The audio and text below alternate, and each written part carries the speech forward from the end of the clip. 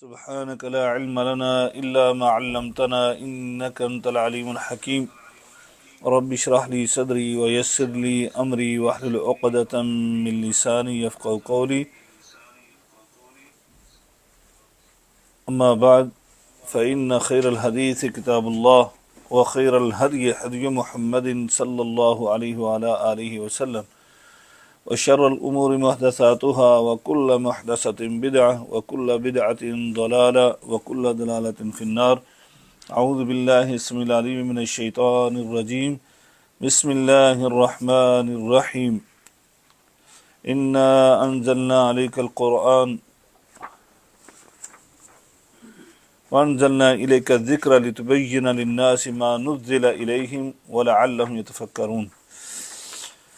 ہر قسم کی حمد و ثنا رب العالمین کی ذات بابرکات کے لیے، اور ہر قسم کی حمد و ثنا درود و سلام سید الاولین والآخرین امام المتقین شفیع المذنبین میرے اور آپ کے ہادی و رہنما جناب محمد رسول اللہ صلی اللہ علیہ وآلہ آلہ وسلم کی ذات اطہر پر ہوں.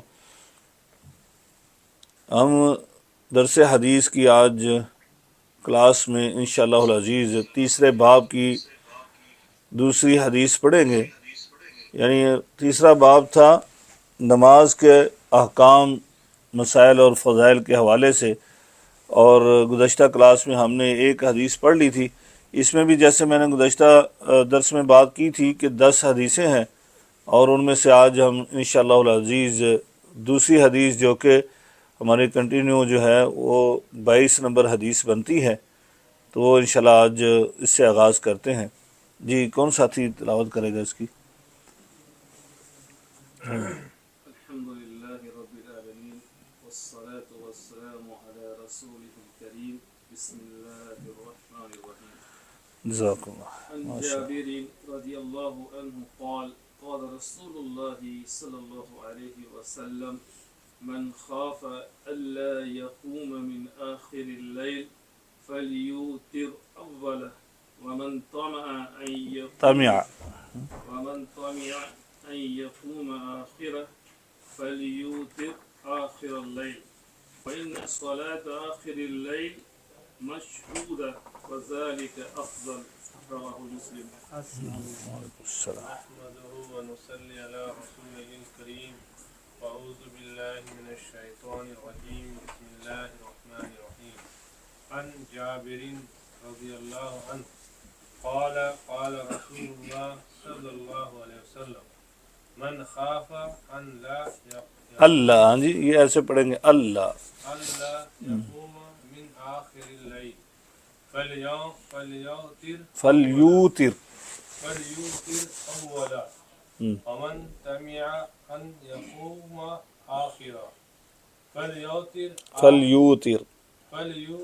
آخر الليل فإن صلاة آخر الليل مشهودة وذلك افضل. ذالک ہے پڑھنے میں ایسا. ذلك أفضل. جی الحمدللہ رب العالمین احمدہ ونصلی علی رسول الکریم. نحمدہ نحمدہ ونصلی علی رسول الکریم. اعوذ باللہ من الشیطان الرجیم. بسم اللہ الرحمن الرحیم. عن جابر رضی اللہ تعالی عنہ قال قال رسول اللہ صلی اللہ علیہ وسلم من خاف أن لا يقوم من آخر الليل فليوتر أوله ومن طمع أن يقوم آخره فليوتر آخر الليل فإن صلاة آخر الليل مشهودة وذلك أفضل. جزاكم الله خير.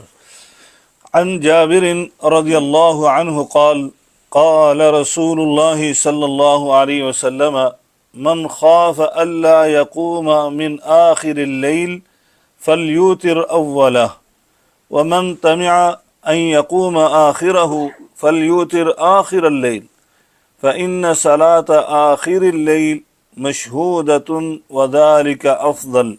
رواه مسلم. حضرت جابر رضی اللہ تعالیٰ عنہ سے روایت ہے. جابر، ان کے متعلق ہم پڑھ چکے ہیں. جابر بن ماشاءاللہ جابر بن عبداللہ رضی اللہ تعالی عنہ، یہ بڑے جلیل القدر صحابی ہیں. یہ آخری صحابی ہیں جو مدینہ منورہ میں فوت ہوئے تھے، اور تقریباً 94-95 سال کی عمر میں یہ فوت ہوئے، سن 75 ہجری میں.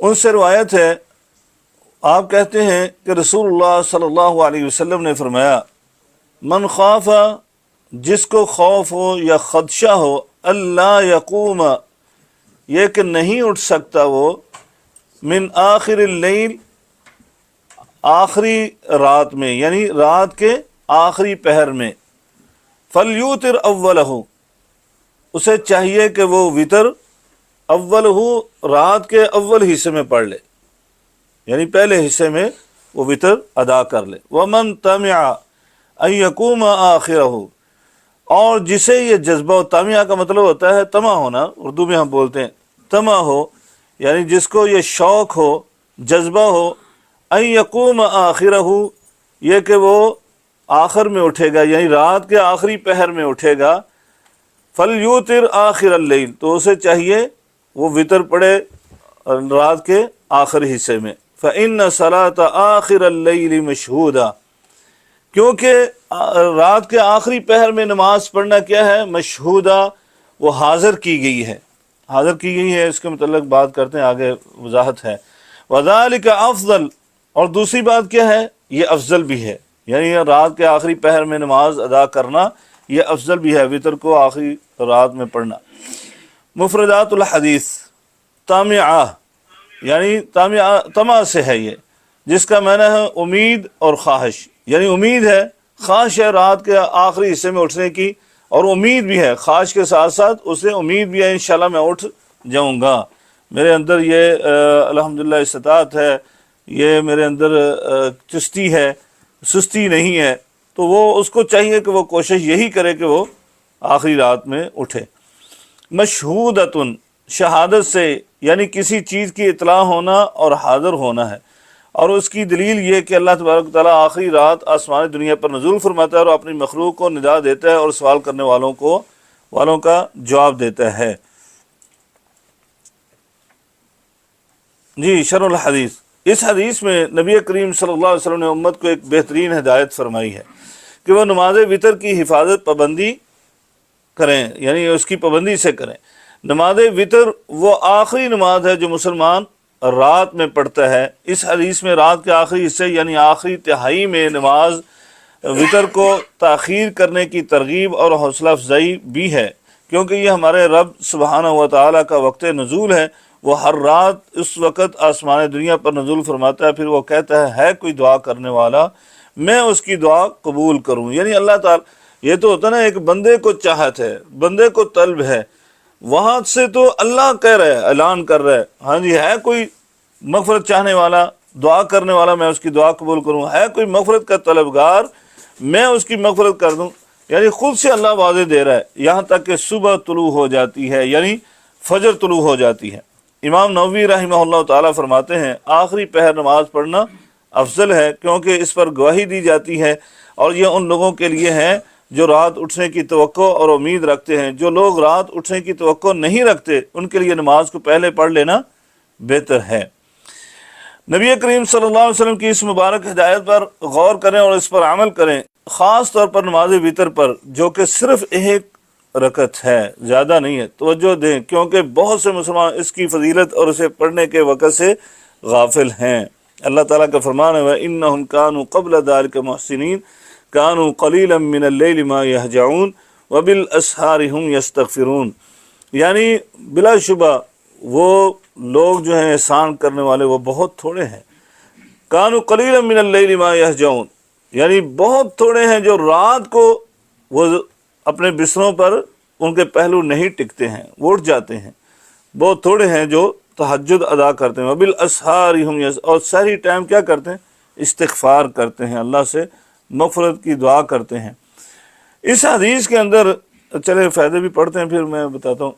نمبر 1 فوائد الحدیث، نمبر 1 نماز عشاء ادا کرنے کے بعد طلوع فجر تک رات میں کسی بھی وقت وتر پڑھنا جائز ہے۔ یعنی ایسے کہہ لیں کہ رات کے نماز کا جو ہے نا، نماز وتر کا وقت جو ہے وہ نماز عشاء کے فوراً بعد شروع ہو جاتا ہے، اور کب تک رہتا ہے؟ جب تک فجر کی اذان نہیں ہوتی۔ یہ سارا وقت جو ہے یہ نماز وتر کا ہے، لیکن اس کو اگر تقسیم کریں تو افضل ترین وقت کون سا ہے؟ وہ آخری رات کا پہر ہے، وہ تیسرا پہر جس کو بولا جاتا ہے، 3 حصوں میں تقسیم کرنے کے بعد تیسرا پہر جو ہے وہ افضل ترین وقت ہے اس کا، باقی کسی ٹائم بھی ہو سکتا ہے، جیسے حدیث میں بھی بیان ہوا ہے۔ اس طرح ایک حدیث میں آتا ہے، حضرت ابو ہریرہ رضی اللہ تعالیٰ عنہ کہتے ہیں کہ نبی کریم صلی اللہ علیہ وسلم نے مجھے وصیت کی، بلکہ فرمایا اوصانی خلیلی، میرے خلیل نے، میرے دوست نے مجھ کو وصیت کی، اور وصیتیں 3 کی تھیں، اس میں سے ایک وصیت یہ فرمائی تھی کہ آپ رات سونے سے پہلے کیا کرو؟ نماز وتر ادا کر لیا کرو۔ اس کی وجہ یعنی نبی کریم صلی اللہ علیہ وسلم نے حضرت ابو ہریرہ رضی اللہ تعالیٰ عنہ کو جانتے تھے کہ وہ نیند کے کیا ہیں، کچے کیا، یعنی ایسے کہہ رہے ہیں کہ نیند کے رسیاں ہیں، اور نیند گہری نیند آتی ہے، یعنی سوتے تھے تو پھر اٹھنے کی طاقت نہیں ہے، سکت نہیں رہتی، ہوتا نا بعض ساتھیوں ایک تو نیند نہیں آتی ہے، اگر نیند آ جائے تو پھر جاگ نہیں آتی ہے، اس طرح کے معاملات بھی ہوتے ہیں۔ تو خیر ہر بندے کی عادت کے لحاظ سے، تو اسی لیے نبی پاک صلی اللہ علیہ وسلم نے کیا کیا؟ وسعت عطا کی ہے، یہ ہے رحمت للعالمین۔ آپ جس طرح آسانی سمجھے ویسے کریں، لیکن پڑھنا ضروری ہے، پڑھنا چاہیے، کیونکہ ایک ہی رکعت، اور اگر کوشش کریں کہ فجر کے ٹائم اگر آپ اٹھتے ہی ہیں نا تو صرف 5 منٹ پہلے کا الارم لگا لے بندہ، نماز سے 5 منٹ پہلے کا وضو کرے اور ایک وتر کی رکعت پڑھ لے، تاکہ افضل وقت میں وہ پڑھے، جس طرح کے حدیث میں بھی موجود ہے اور قرآن مجید کی سورۃ الاسراء میں بھی موجود ہے کہ ان الفجر کان مشہودا، یعنی وہاں پر نبی کریم صلی اللہ علیہ وسلم کو خصوصی طور پر تہجد کی نماز کا کہا گیا، تو جو بندہ اس وقت اٹھ کر نماز ادا کر لیتا ہے تو وہ تہجد میں شامل ہو جاتا ہے، اور پھر کیا ہے، غافلوں میں شمار نہیں ہوتا۔ پھر کیا ہے، جیسے ابھی یہ آیات پڑھی ہیں ہم نے، وبل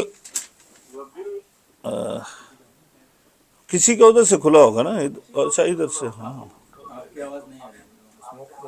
بند ہو گیا، اب بند کریں گے ادھر سے تو پھر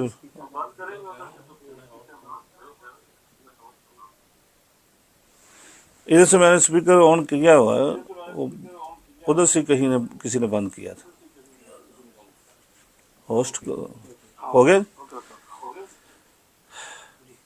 پھر بند کر دیا آپ نے، مجھے نہیں آ رہی، وہ دیکھیں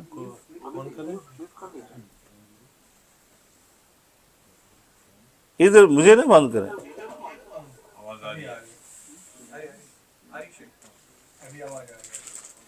جی ہاں ٹھیک ہے، ٹھیک ہو گیا، ٹھیک ہو گیا۔ جی ہم بات کر رہے تھے کہ رات کو، یعنی اگر 5 منٹ پہلے بھی اٹھ جائیں تو بہت ساری فضائل جو ہے بندہ جو ہے وہ ان کو حاصل کر لیتا ہے، کہ وہ ایک تو غافلوں میں سے شمار نہیں ہوگا، دوسرا یہ ہے کہ ساری ٹائم اللہ تعالیٰ جن کی تعریفیں کر رہا ہے کہ صحیح ٹائم اٹھ کر جو ہے وہ مغفرت کی دعا کرتے ہیں، تو آپ ظاہری بات ہے وتر کے اندر ہی آپ یعنی دعا جو کرتے ہیں اللہم اغفر لی، سجدوں کے اندر کرتے ہیں، رکوع کے اندر کرتے ہیں، پھر 2 سجدوں کے درمیان میں کرتے ہیں، وہی صرف کر لیتے ہیں، تو آپ وبالاسحار کیا ہے آیت، اعوذ باللہ من الشیطان الرجیم، وبالاسحار ہم یستغفرون، یعنی کہ وہ ساری ٹائم جو ہے وہ استغفار کرنے والے بن جاتے ہیں۔ تو اللہ تبارک تعالیٰ سے دعا بھی کرتے ہیں اور کوشش بھی ہمیں کرنی چاہیے۔ نمبر 2، قیام اللیل کی فضیلت، اور رات کے تیسرے پہر میں نماز پڑھنا افضل ہے، کیونکہ وہ حاضر کی گئی ہے۔ حاضر کی گئی کا کیا مطلب ہے؟ اس کے بھی کئی مطالب ہیں۔ ایک مطلب تو یہی ہے کہ اللہ تبارک تعالیٰ وہ حاضر ہیں، یعنی جیسے آسمان دنیا پر آ گئے۔ دوسرا یہ کہ اس وقت کی تلاوت جو ہے وہ حاضر کی گئی ہے، آپ اس وقت جو تلاوت کرتے ہیں وہ آپ کو زبانی کرتے ہیں تو وہ ازبر ہو جاتی ہے، اس لیے حافظوں کو کہا گیا کہ وہ تہجد کی نماز پڑھا کریں کہ اس میں منزل یاد ہوتی ہے ان کو، قرآن مجید جو بھی پڑھیں گے وہ یاد رہے گا۔ اسی طرح کیا ہے، فرشتے جو ہیں وہ حاضر ہوتے ہیں اس وقت، تو یعنی کئی چیزیں۔ پھر تیسری چوتھی چیز یہ ہے کہ دل حاضر ہے، متوجہ ہوتا ہے، بالکل انسان فریش ہوتا ہے اور پھر اللہ کی طرف متوجہ ہوتا ہے۔ اس وقت کوئی مصروفیات نہیں ہوتی، رات کی گزشتہ دن کی اور رات کی مصروفیات، رات تو سو کر گزاری ہے اس نے، اس لیے اس کے ذہن میں کچھ نہیں چل رہا ہوتا، اس وقت صرف اور صرف اللہ کے ساتھ لو لگ جاتی ہے۔ اس لیے کہا کہ یہ مشہودہ ہے، یہ حاضر شدہ کی گئی ہے کہ انسان اس میں دل و دماغ کے طور پر بھی حاضر ہوتا ہے۔ واللہ تعالی عالم بالصواب۔ نمبر 3، بے شک اللہ تعالیٰ وطر ہے اور نماز وطر کو پسند کرتا ہے، جیسے حدیث میں آتا ہے ان اللہ وطر یحب الوطر، یعنی اللہ تعالیٰ وطر ہے اور وطر کو پسند کرتا ہے۔ کیا ہے؟ یعنی ایک ہے اور اس ایک رکعت کو محبوب رکھتا ہے، اور مسلمان کو ہر وہ چیز محبوب ہے جو اللہ سبحانہ و تعالیٰ کو محبوب ہے یا پسند ہے۔ نمبر 4، مسلمان ہر وقت اللہ سبحانہ و تعالیٰ کا ذکر، اطاعت اور بندگی کرتا ہے، یعنی یہ رات کا پہر بھی اس کے لیے ایسا نہیں ہے کہ وہ غفلت میں اس کو گزار دیتا ہے، بلکہ اس وقت بھی وہ اٹھ کر جو ہے وہ نماز پڑھتا ہے۔ تو یہ ہے مسلمان۔ اللہ تبارک و تعالیٰ ہمیں ایسا مسلمان بنائے۔ جی آگے ہے حدیث نمبر 23، کون ساتھی تلاوت کرتے ہیں؟ جی پڑھے۔ جی نحمده ونصلي على رسوله الكريم أما بعد عن عائشة رضي الله عنها قالت كان رسول الله صلى الله عليه وسلم يصلي الضحى أربعة وَيَزِيدُ ويزيد ما شاء الله۔ جی ماشاء اللہ، ماشاء اللہ۔ نحمدہ ونصلي على رسوله الكريم بسم الله الرحمن الرحيم ماشاء عن عائشة ہاں جی رضي الله عنها قالت كان رسول الله صلى الله عليه وسلم يصلي الضحى أربعا ويزيد ما شاء الله۔ ماشاء اللہ، بارک اللہ فیک۔ بسم الله الرحمن الرحيم عن عائشة رضي الله عنها میں درود پڑھا کرے، نحمدہ ونصلي على رسوله الكريم جی عن عائشة رضي الله عنها قالت كان رسول الله يصلي الضحى أربعة ويزيد ما شاء الله۔ ماشاء اللہ، بارک اللہ فیکم۔ عن عائشہ رضی اللہ عنہا، یہ میں نے بتا دیا تھا ان کے بعد عائشہ رضی اللہ تعالیٰ عنہ ایسے کوئی بھی نام ہے جس کے آخر میں کیا ہے، گولتا ہو، نام ہو اور اس کے آخر میں گولتا ہو تو اس کے اوپر زبر ہی آئے گی، زیر نہیں آئے گی، ان کی وجہ سے زیر نہیں آ سکتی، ٹھیک ہے۔ عائشہ رضی اللہ عنہ قالت کان رسول اللہ صلی اللہ علیہ وسلم، یہ بھی آپ کو ازبر ہو چکا ہوگا الحمدللہ۔ آپ کہیں بھی حدیث پڑھیں گے، ضروری نہیں ہے کہ یہ الاربعون تربویہ ہی پڑھیں گے تو پھر ہی پتہ چلے گا، نہیں، آپ کسی بھی حدیث کو وہ وہاں سے اٹھائیں، مسلم اور بخاری کو، تو تب بھی آپ کو کیا پڑھنا ہے، کان رسول اللہ صلی اللہ علیہ وسلم یصلی الضحى أربعا ويزيد ما شاء اللہ۔ ام المومنین سیدہ عائشہ صدیقہ رضی اللہ تعالی عنہ سے روایت ہے، آپ کہتی ہیں کہ رسول اللہ صلی اللہ علیہ وسلم نماز ضحیٰ 4 رکعت ادا کیا کرتے تھے، وَيَزِيدُ مَا شَاءَ اللَّهُ، اور جو اللہ چاہتا تھا اس میں زیادہ بھی کرتے تھے، یعنی جب اللہ تعالیٰ چاہتا تو آپ اس کو زیادہ بھی پڑھتے تھے۔ اس کا مطلب کیا ہے کہ 4 رکعات بھی پڑھتے تھے اور کبھی کبھار زیادہ بھی پڑھتے تھے۔ وہ زیادہ کتنی آگے بتاتے ہیں۔ مفردات الحدیث، الضحیٰ، ضحیٰ ایک سنت نماز ہے جسے نبی کریم صلی اللہ علیہ وسلم سورج ایک نیزہ بلند ہونے سے لے کر زوال سے پہلے پہلے ادا کرتے تھے، یعنی ایک نیزہ عموماً یعنی جو کوئی 15-20 منٹ بنتے ہیں سورج طلوع ہونے کے بعد، اس وقت سے لے کر زوال تک آپ پڑھتے رہتے تھے. زوال جیسے ہی ہوتا ہے ممنوع وقت شروع ہو جاتا تو اس وقت سٹاپ، اس وقت رکتا تھا. تو یہ اس کا بھی جیسے ہم نے وطر کی نماز کے حوالے سے بات کی نا، اس کا بھی ویسے ہی ہے کہ وہاں سے لے کر ٹائم جو ہے زوال تک ہے. یعنی سورج طلوع ہونے کے بعد سوا نیزہ کے بلند اس کی مقدار میں بلند ہو جائے، وہاں سے لے کر زوال تک یہ سارا ٹائم نماز چاشت کا، نماز ضحیٰ کا، اس کے کئی نام ہیں نا، نماز اوابین بھی کہتے ہیں، نماز چاشت اشراق، یعنی اس طرح کئی نام اس کے بولے جاتے ہیں. یہ سارے نام اسی نماز کے، تو اس کا سارا یہ ٹائم. اب اس میں افضل وقت کیا ہے؟ اس میں افضل وقت اول وقت ہے. جیسے وطر کے نماز میں کیا تھا؟ آخری وقت ہے. اس میں افضل وقت کیا ہے؟ اول وقت ہے، پہلا وقت ہے کہ جیسے ہی سورج طلوع ہوا سوا نیزے کے بعد جو ہے آپ اس نماز کو ادا کر لیں. تو یعنی عموماً جو ہے کیوں افضل وقت ہے؟ اس میں بہت سارے فضائل ہیں. ویسے تو پورے یعنی نماز کی فضائل ہیں، لیکن بعض روایات کے اندر آتا ہے مخصوص معاملہ. کیا ہے کہ ایک بندہ جو ہے نماز فجر پڑھ کر بیٹھا رہا اور ذکر و اذکار کرتا رہا، ذکر و اذکار کرنے کے بعد وہ نماز اشراق پڑھ کر وہاں سے نکلتا ہے، تو اس کے متعلق نبی کریم صلی اللہ علیہ وسلم نے بہت سی بشارتیں سنائی ہیں، جن میں سے بڑی اہم بشارت یہ ہے کہ نبی پاک نے فرمایا کہ اس کے لیے کیا ثواب ہوگا؟ ایک حج اور عمرے کا بس قبول ہوا. اصل چیز کیا ہے؟ قبول ہونے کی، قبولیت کی ہے. آپ دیکھیں حج کا معاملہ جو ابھی گزرا ہے، حج بہت سخت ہے. جو ساتھی گئے ہیں ان کو پوچھ کے دیکھیں، اور آپ نے بھی پڑھا، ہم نے بھی دیکھا کتنے بیچارے حجاج کرام جو ہے وہاں پر گرمی کی شدت سے فوت ہو گئے. اللہ تعالیٰ سے دعا کہ اللہ تعالیٰ ان کے حج کو قبول کرے، لیکن بہت مشکل ہے. یعنی ویسے ہی حج کا سفر مشکل ہے اگر موسم اچھا بھی ہو، لیکن اتنی شدت کے موسم میں تو اور زیادہ مشکل ہے.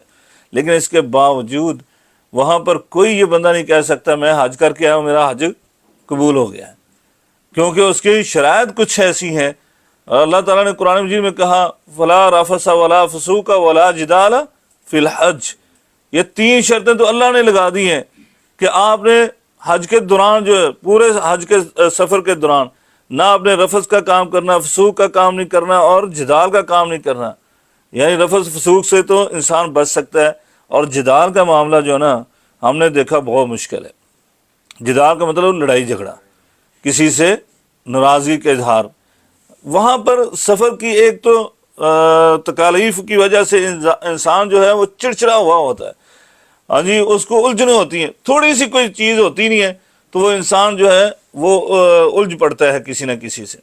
تو اس سے بچنا ہے. وہاں پر کوئی زیادتی بھی کر دے تو اس کو دعا دے کر آپ سائڈ پر ہو جائیں کہ اللہ تجھے ہدایت دے، اللہ تجھے معاف کرے.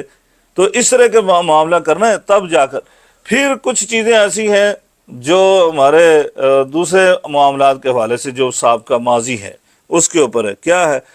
نبی کریم صلی اللہ علیہ وسلم فرمایا بعض نصیب ایسے ہیں جو لبیک اللہم لبیک کہہ رہے ہیں، تو اگر اللہ تعالیٰ کی طرف سے کیا آواز آتی ہے؟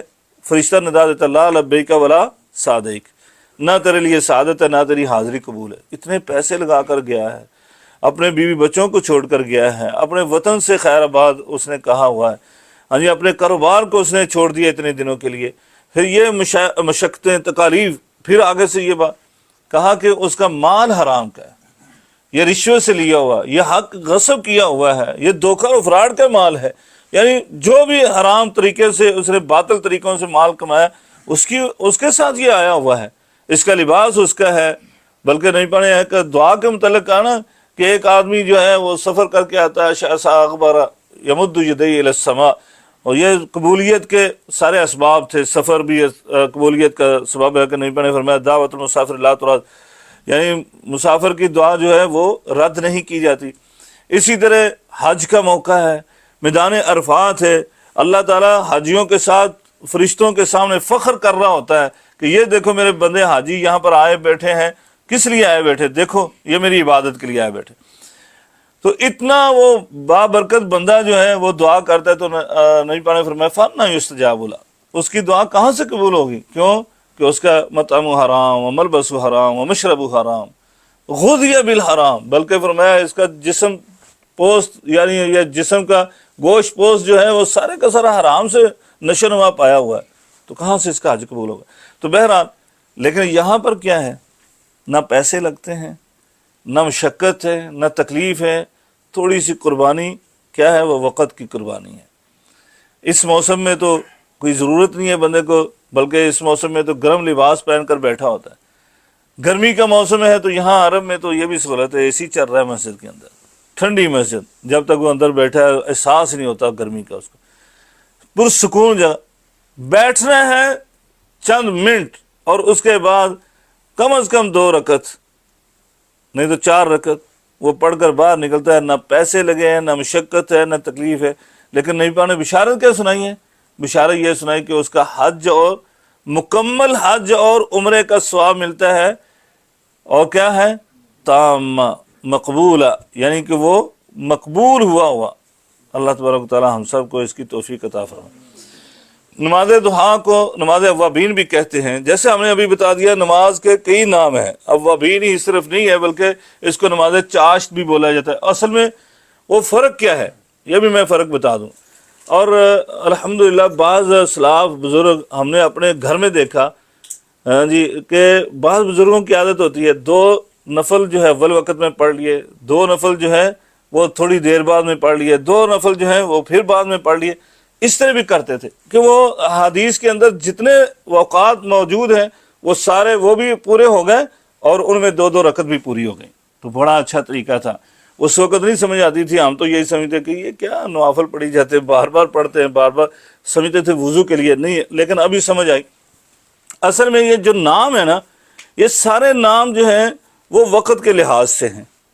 مثال کے طور پر نماز دہا جو ہے وہ اول وقت، جیسے اشراق میں اول وقت میں جو پڑھی جاتی ہے۔ نماز چاشت جس کو بولا جاتا ہے وہ مختلف نمازیں نہیں ہیں، نماز ایک ہی ہے، لیکن وہ ہے کہ جب نبی پاک صلی اللہ علیہ وسلم کی حدیث مبارکہ میں آتا ہے نا کہ جب پاؤں اونٹ کے بچوں کے پاؤں جو ہیں وہ جلنے لگتے ہیں، یعنی تپش پیدا ہو جاتی ہے زمین کے اندر، اس وقت وہ پڑھتے ہیں، تو وہ اس وقت جو پڑھی جانے والی نماز ہے اس کو چاشت بول دیتے ہیں۔ اس طرح یعنی مختلف اوقات کے لحاظ سے مختلف نام ہیں۔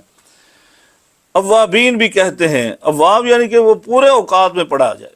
کیوں؟ اواب کا مطلب کیا ہے؟ اواب یعنی وہ شخص جو بار بار اپنے رب کی طرف رجوع کرنے والا ہے، یعنی اسی وقت میں طلوع شمس سے لے کر زوال آفتاب تک، یعنی وہ سارا وقت جو ہے اس میں بار بار وہ اللہ کی طرف رجوع کر رہا ہے۔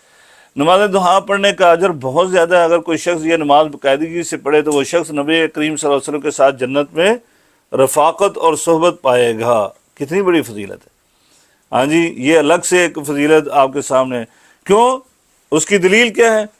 جیسے کہ ہم نے ربیعہ بن کعب الاسلمی رضی اللہ عنہ کے بارے میں آنے والی حدیث کی شرح میں ذکر کیا تھا، یعنی جو ہم پڑھ چکے ہیں، پیچھے پڑھ چکے ہیں۔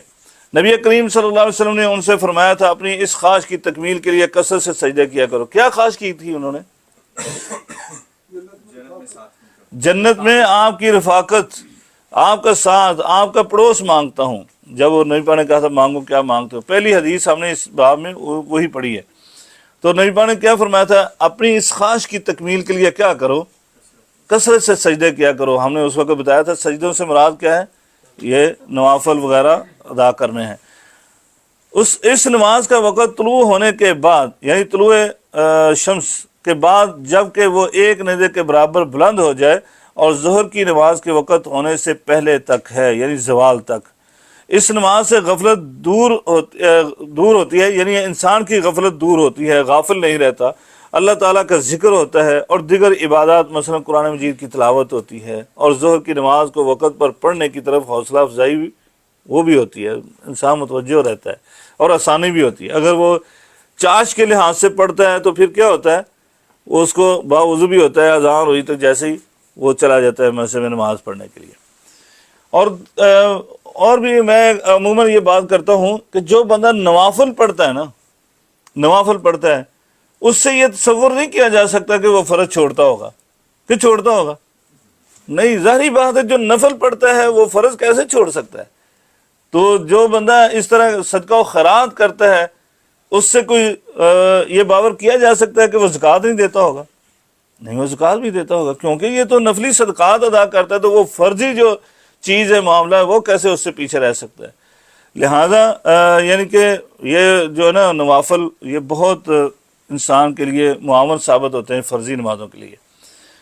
فوائد الحدیث، حدیث کے فائدے۔ نمبر 1، نبی کریم صلی اللہ علیہ وسلم سے نماز ضحیٰ کی کم از کم 2 اور زیادہ سے زیادہ 8 رکعات ثابت ہیں، یعنی کم از کم 2 اور زیادہ سے زیادہ 8 رکھتے ہیں۔ اب اس میں کتنی بھی پڑھ لیں، کوئی پابندی نہیں ہے، 2 پڑھ سکتے ہیں، 4 پڑھ سکتے ہیں، 6 پڑھ سکتے ہیں اور 8 بھی پڑھ سکتے ہیں۔ نمبر 2، رسول اکرم صلی اللہ علیہ وسلم نے نماز ضحیٰ خود بھی ادا کی اور صحابہ کرام کو بھی اسے ادا کرنے کی ترغیب دی، یعنی نہیں پانے صرف اس کے فضائل ہی بیان نہیں کر دیے بلکہ خود بھی ادا کیا اور پھر صحابہ کرام کو بھی کہا۔ نمبر 3، نماز ضحیٰ قرب الہی کا ذریعہ ہے، اجر میں اضافے کا سبب ہے، غفلت سے بیداری اور ذکر الہی اور اطاعت الہی کا ذریعہ ہے، یعنی اس میں معاونت کرتی ہے۔ جی حدیث نمبر 24 پڑھیں جی، ادھر سے کوئی ماشاء اللہ پڑھیں۔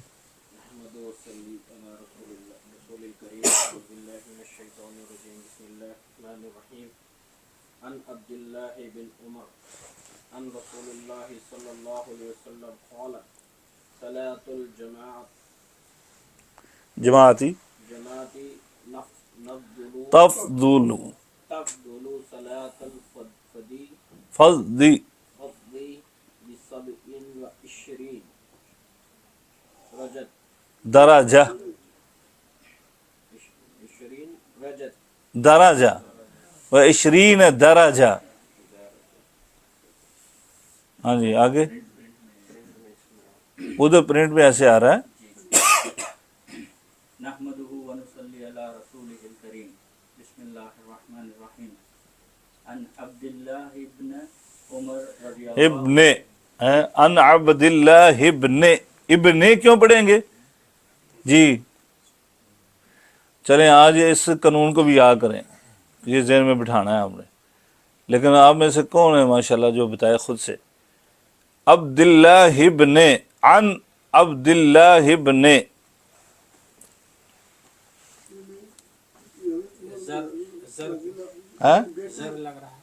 ذر لگ رہا ہے، ان لگ رہا ہے، ہاں ٹھیک ہے۔ ان کی وجہ سے کسوے اوپر آئے گی، ابن کی پر اوپر نہیں آئے گی، زیر آئے گی تو ان کی وجہ سے نہیں آئے گی، وجہ وہی بن رہی ہے، لیکن ہم یہ نہیں کہہ سکتے کہ ان کی وجہ سے ہی آئی ہے، کیونکہ عبد کے اوپر آ گئی نا زیر، اس کی وجہ سے ان عبد اللہ، عبد اللہ یہ زیر آ گئی۔ ہاں جی وہی ساتھی نہیں بتائے گا۔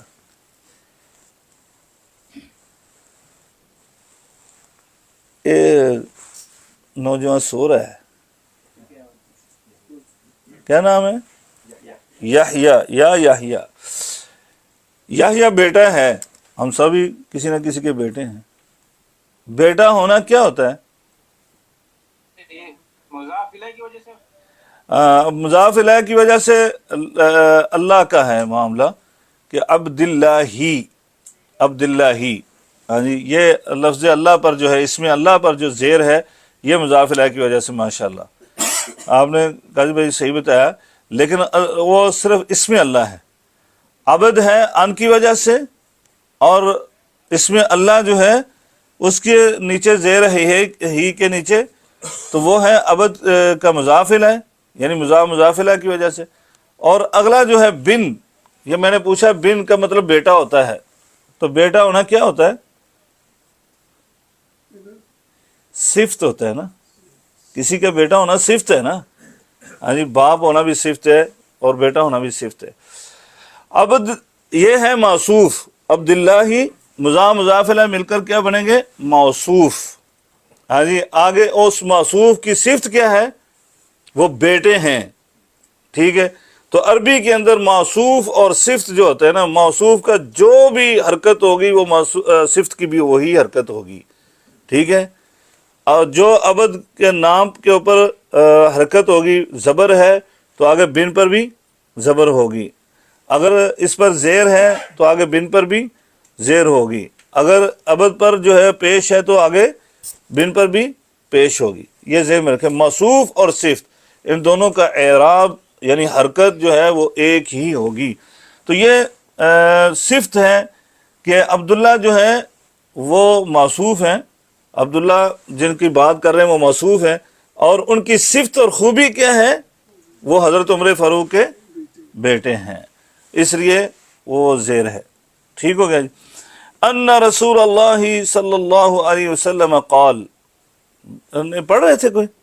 جی جی، میں نے سمجھا میں تشریح کرنا شروع ہو گیا. جی ان رسول اللہ صلی اللہ علیہ وسلم، یہ بھی آپ کو میں نے بتا دیا کہ جیسے کانا ہم نے پیچھے پڑھ لیا نا رسول اللہ، یہاں پر بھی جو ہے آپ کہیں بھی حدیث پڑھیں گے زیر زبر نہ لگی ہو، آپ نے ہمیشہ جو ہے وہ ان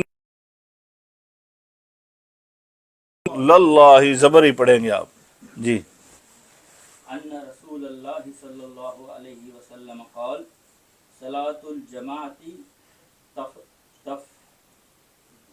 تفضل تفضل صلاۃ الفرد بسبعین و عشرین درجہ. جی دو ہی ہوئے نا، تیسرا ساتھی. جی پڑھیں. الحمد لله رب العالمين والصلاة والسلام على رسوله الكريم. بسم الله الرحمن الرحيم. عن عبد الله بن عمر رضي الله عنه أن رسول الله صلى الله عليه وسلم قال صلاة الجماعة تفضل صلاة الفرد ب27 درجة. نہیں متفق ہے. ان عبد اللہ بن عمر رضی اللہ عنہ ان رسول اللہ صلی اللہ علیہ وسلم قال ان رسول اللہ، پیچھے بھی ہم نے پڑھ لیا عبد اللہ اور یہاں پر رسول اللہ، یہ بھی آپ نے پڑھنا ہے، بار بار پڑھنا ہے، رسول اللہ یا رسول اللہ یا رسول اللہ، یہ بار بار پڑھیں گے آپ عربی عبارت کے اندر. اچھا، یہ رسول کے بعد اللہ، اس میں اللہ آتا ہے، یہ لازمی آئے گا. تو اللہ کے لفظ اور اسم کے ہی جو ہے نا آخر میں وہ زیر ہی آئے گی، ہمیشہ زیر ہی آئے گی. قال رسول اللہ، ان رسول اللہ، ٹھیک ہے. ان رسول اللہ، یہ اس پر آپ نے کبھی بھی ہاں نہیں پڑھنا یا ہو نہیں پڑھنا ہے، اللہ نہیں پڑھنا ہے، رسول اللہ یا رسول اللہ نہیں، ایسا نہیں پڑھنا. رسول اللہ ہمیشہ ہی. کیوں؟ اس کی وجہ یہ ہے کہ یہ مضاف مضاف الیہ ہے. یہ کیا ہے؟ مضاف مضاف الیہ. رسول اللہ صلی اللہ علیہ وسلم کی اضافت جو ہے وہ اللہ کی طرف ہے، یعنی کس کے رسول ہیں؟ اللہ کے رسول ہیں. اور یہ مضاف مضاف الیہ کا پہچان جو ہے وہ اس طرح کر سکتے ہیں کہ اس کا ترجمے میں آپ کہیں گے کہ ہمیں کیا ترجمہ تو آتا نہیں تھا، تو اس کا ترجمہ تو آپ کو بھولے گا نہیں نا، اللہ کے رسول. ویسے جو ہے وہ عربی کے اندر اس کی پہچان یہ ہوتی ہے، یعنی کہ ہم ترجمہ کرتے ہوئے کہ کا کے کی، یہ ترجمے میں آتا ہے. کا کے کی اس کے ترجمے میں ضرور آئے گا. جہاں پر یہ ترجمے میں آ گیا تو آپ سمجھے یہ مضاف مضاف الیہ ہے. ان رسول اللہ صلی اللہ علیہ وسلم قال صلاۃ الجماعت تفضل صلاۃ الفرد ب27 درجہ، متفق علیہ. حضرت عبداللہ بن عمر رضی اللہ تعالی عنہما، کیوں عنہما ہے؟ دو ہیں، یعنی باپ بیٹا دونوں ہی صحابی ہیں، حضرت عبداللہ بھی اور جناب سیدنا عمر فاروق بھی. ان سے روایت ہے ان رسول اللہ صلی اللہ علیہ وسلم، بلا شبہ رسول اللہ صلی اللہ علیہ وسلم نے فرمایا صلاۃ الجماعتی، جماعت کی نماز یعنی با جماعت نماز، تفضل وہ افضل ہے، صلاۃ الفرد تنہا نماز سے، ب27 درجہ 27 درجے، 27 درجے یا 27 مرتبہ جو ہے وہ افضل ہے تنہا نماز پڑھنے سے با جماعت نماز ادا کرنا. الفرد مفردات الحدیث دیکھیں، الفرد تنہا منفرد. نمبر 2 درجہ، یہ تمیز ہے، مذکور عدد 27 کی، تمیز کا مطلب یعنی کہ اس کا یہ عربی کے اندر یہ ایک چیز ہوتی ہے، تو بہرحال یہ انشاءاللہ بعد میں بتائیں گے، یہ تفصیل طلب معاملہ ہے۔ 27 کی تمیز ہے، اس سے مراد انفرادی نماز ادا کرنے والے کی نماز سے باجماعت نماز ادا کرنے والا 27 درجے افضل ہے۔ وہ آدمی افضل ہے، آدمی وہ 27 درجے حاصل کرتا ہے، یعنی 27 نیکیاں وہ حاصل کرتا ہے۔ آدمی افضل اس لحاظ سے ہے کہ اس کو نیکیاں زیادہ مل گئی۔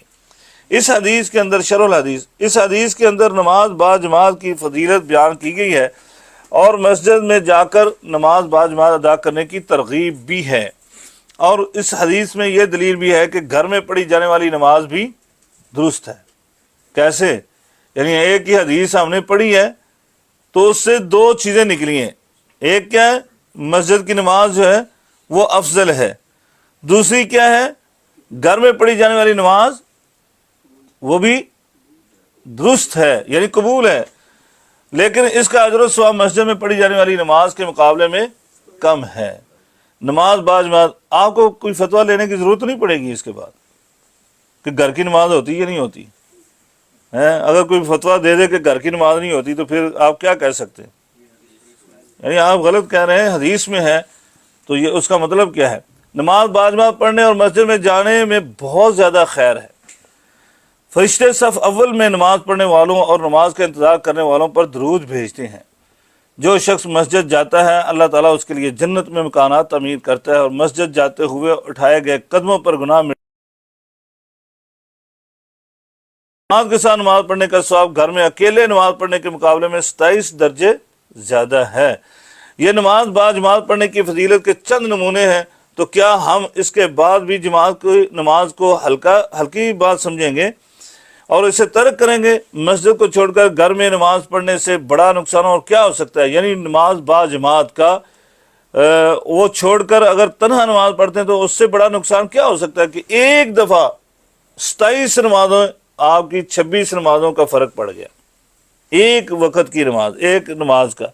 اور ہم نے تو جمعے کے اندر بیان کیا تھا نماز کے حوالے سے، اسی گزشتہ جمعے میں حساب لگا کر بتایا تھا کتنی نمازیں بنتی ہیں ایک دن میں؟ 1350، 1350 نمازیں بنتی ہیں، 1350۔ جس بندے نے 5 نمازیں تنہا پڑھی ہیں اس کو کتنی نمازوں کا ثواب ملا؟ صرف 5، تو اس نے اپنا نقصان کتنا کیا؟ 1345 نمازوں کا، یعنی اس نے نقصان کیا ہے۔ اگر وہ اس بندے کے ساتھ ملنا، ایک دن کے فرق، وہ اگر اپنے اس دوست بھائی کے ساتھ ملنا چاہتا ہے، برابری کرنا چاہتا ہے، تو اس کو کتنے نوافل پڑھنے پڑیں گے؟ یعنی کتنے نوافل پڑھنے پڑیں گے؟ 1345 نہیں، وہ نمازیں اس طرح کی ادا کرنی پڑیں گی، ہر نماز کے لحاظ سے اس کو نوافل ادا کرنے پڑیں۔ فجر کے اس کو 2 فرض پڑھنے پڑیں، ظہر کے اس کو 4 نوافل اس کے برابر ادا کرنے پڑیں، بلکہ فرض اور نوافل کا تو مقابلہ بھی کوئی نہیں ہے۔ پھر بھی ہم رکعات کے حوالے سے کہتے ہیں، پھر عصر کے 4 رکعات اس کو پڑھنی پڑیں، پھر مغرب کی 3 رکعات پڑھنی پڑیں، پھر عشاء کی 4 رکعات پڑھنی پڑیں، تو کتنی اس کو رکعات پڑھنی پڑیں گی؟ تب جا کر اس کو، یعنی کہ وہ بھی ایک ایک نماز کا ثواب ملنا ہے، جماعت کا تو پھر بھی ثواب نہیں ملا، تو وہ کتنی پڑھے گا؟ 1345 نمازیں پڑھے تو تب جا کر وہ اس کے برابر ہوگا، تو کتنا بڑا نقصان کر رہا ہے۔ تو اس لحاظ سے اس سے بڑا نقصان کیا ہو سکتا ہے جب ہم اتنے بڑے انعامات کو چھوڑ دیتے ہیں۔ اللہ تعالی ہم سب کے اندر سے سستی ختم فرمائے، اور ہم جو ہے نا باجماعت نماز مسجد میں ہی ادا کریں۔ اللہ تعالی ہمیں اس کی توفیق عطا فرمائے۔ فوائد الحدیث، نماز باجماعت کی تنہا نماز پڑھنے پر فضیلت۔ نمبر 2، مسجد میں نماز باجماعت ترک کرنا خسارہ ہے، یعنی نماز باجماعت کو ترک کرنے کا خسارہ۔ گھر میں تنہا نماز پڑھنا کیا ہے؟ درست ہے، اس کے اوپر ہم یہ نہیں کہہ سکتے کہ وہ بندے نے نماز نہیں پڑھی ہے، جیسے بہت سارے ساتھیوں کا خیال ہوتا ہے کہ وہ جی ایسے، میں بہت سارے یقین جانے دلائل پڑے ہوئے ہیں اس کے اوپر کہ وہ نماز صحابہ کے فعل موجود ہیں، اور میں چند دن پہلے ایک پڑھ رہا تھا تو میں نے زہیر بھائی کو بھی سنایا، میں نے کہا یہ دیکھیں امام احمد بن حنبل رحمہ اللہ تعالیٰ کے متعلق ان کا بیٹا کہتا ہے کہ ہم نے فلاں امام کو ملنے کے لیے گئے، وہاں پر اور بھی ان کے شاگرد امام بیٹھے ہوئے تھے، بڑے بڑے علماء بیٹھے ہوئے تھے، وہاں پر ہم نے اذان سنی، اذان کی آواز آئی، ہم نے اذان سنی، تو انہوں نے امام نے آگے سے امام احمد بن حنبل کو کہا ابو عبداللہ آپ نماز مسجد میں جا کر پڑھیں گے یا پھر یہاں پڑھیں گے؟ انہوں نے کہا کہ بھئی ہم تو یہیں جماعت بنائیں گے، جس نے جانا ہے وہ چلا جائے، ہم تو یہیں پر جماعت بنائیں گے۔ تو انہوں نے وہاں پر نماز پڑھی، امام احمد بن حنبل ہیں۔ تو اس کا مطلب کیا ہے؟ نماز با جماعت کی پابندی کرنا لازمی ہے، وہ کسی طور پر نہیں چھوڑنی چاہیے۔ اور اس میں یہ بھی نہیں ہم کہہ رہے کہ نہیں بھی وہ جہاں مرضی پڑھتا رہے، ایسا بھی نہیں ہے۔ کسی وجہ سے وہ اگر کہیں پر نماز باجماعت پڑھ لیتا ہے تو نماز باجماعت کا ثواب ہی ہوگا، لیکن ہم یہ بھی بتاتے ہیں جیسے ابھی حدیث میں ہم نے بتایا کہ مسجد میں جانے کا جو ثواب ہے، قدموں کا ثواب ہے، ایک ایک قدم کے حوالے سے، وہ اس کا نقصان ہے، اس میں نقصان وہ اٹھائے گا، تو وہ اپنا نقصان کر رہا ہے۔ تو لہٰذا جماعت کے ساتھ نماز پڑھنی، اسی لیے نہیں پڑھیں۔ کیا فرمایا؟ ایک بندہ صحرا میں تنہا، تو وہ اگر تنہا بھی ہے تو کیا کرے؟ اذان کہے، اقامت کہے، پھر نماز با جماعت کی شکل بنا کر پڑھے، اللہ تبارک و تعالیٰ اس کو جماعت کا ثواب عطا فرما دے گا، فرشتوں کو اتار دے گا اس کی نماز کے لیے، انما الاعمال بالنیات۔ تو لیکن میں یہ حدیث پڑھنے کا مطلب یہ ہے کہ یہاں پر دیکھیں وہ جو شرح لکھی ہے علماء نے، اس کا مطلب یہ ہے کہ کسی کی ہم نماز کے اوپر حکم لگا کے اپنی نماز کو ضائع نہ کرے کہ اس کی نماز ہی نہیں ہوئی ہے، ایسا نہیں کام کر سکتے۔ یہ فتویٰ دینا یا اس طرح کی بات کرنا یہ غلط ہے، بلکہ مفتیوں پر ہی چھوڑ دیں، وہ مفتی کیا جواب دیتے۔ نمبر 4، شریعت اتحاد و اتفاق اور اجتماع پر ابھارتی ہے، یعنی نماز باجماعت کو کیوں اتنا یعنی تاکید کی گئی ہے، کیوں اس کی اتنی فضیلت اور اہمیت کو بیان کیا گیا، ضرورت کو بیان کیا گیا؟ اس لیے کہ اتحاد، اتفاق، اجتماع یہ ہونا چاہیے، انتشار، افتراق نہیں ہونا چاہیے۔ جی پڑھیں ایک حدیث اور 25 ہو جائیں گے۔ کون پڑھے گا ساتھی؟ الحمدللہ رب العالمین والصلاة خاور بھائی کو میں نے موقع دیا تھا، چلے بسم اللہ الرحمن الرحیم عن ابن عمر رضی اللہ عنہما قال قال رسول اللہ صلی اللہ علیہ وسلم بني الإسلام على 5 شهادة أن لا إله إلا الله وأن محمد رسول الله وإقام الصلاة وإيتاء الزكاة والحج والصوم رمضان متفق عليه۔ جی عن ابن عمر اب پڑھ لینے دیں ادھر۔ عن ابن عمر رضی اللہ تعالی عنہما عنہما قال رسول اللہ، لیجیے اس پہ دیکھ لیجیے، قال رسول اللہ صلی اللہ علیہ وسلم بني الاسلام على 5 شهادة ان لا اله الا الله اللہ وان محمدا رسول الله واقام الصلاة وإيتاء الزكاة والحج والصوم وصوم رمضان متفق علیہ۔ جی ایک ساتھی اور خاور بھائی۔ بسم اللہ الرحمن الرحیم عن ابن عمر نحمده ونصلي نحمده ونصلي على رسوله الكريم عن ابن عمر رضي الله عنهما قال قال رسول الله صلى الله عليه وسلم بني الإسلام على 5 شهادة أن لا إله إلا الله وأن محمدا رسول الله وإقام الصلاة وإيتاء الزكاة والحج وصوم رمضان ماشاء اللہ، متفق عليه۔ بارک اللہ فیکم۔ عن ابن عمر، یہاں پر ایک چیز حذف کی گئی، کیا ہے وہ؟